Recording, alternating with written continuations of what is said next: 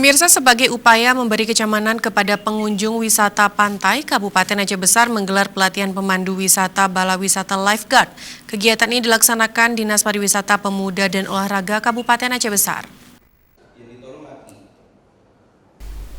Kepala Dinas Pariwisata Pemuda dan Olahraga Kabupaten Aceh Besar Ridwan Jamil menyampaikan pelatihan pemandu wisata Balawista Lifeguard ini merupakan upaya untuk memberi kenyamanan dan keamanan kepada pengunjung pantai wisata di Kabupaten Aceh Besar.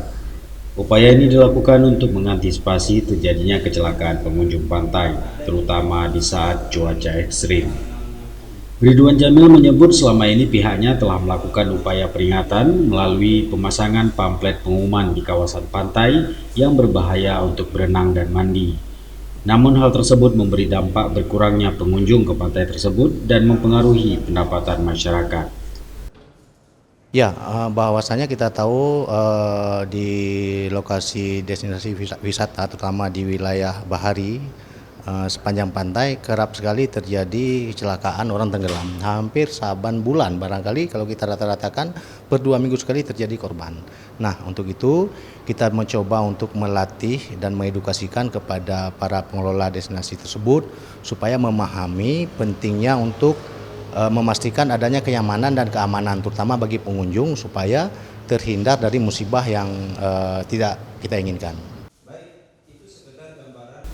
Para pemandu wisata ini nantinya selain menjaga keamanan wilayah pantai, juga memberikan sosialisasi kepada pengunjung dan masyarakat tentang wisata yang aman. Para peserta mendapatkan pelatihan dari pelatih keselamatan profesional. Kegiatan ini dilaksanakan untuk kembali membangkitkan sektor pariwisata Aceh Besar yang terpuruk karena dampak pandemi COVID-19 dengan tetap mengutamakan protokol kesehatan adaptasi new normal. Dari Aceh Besar, Tim Liputan Aceh TV melaporkan.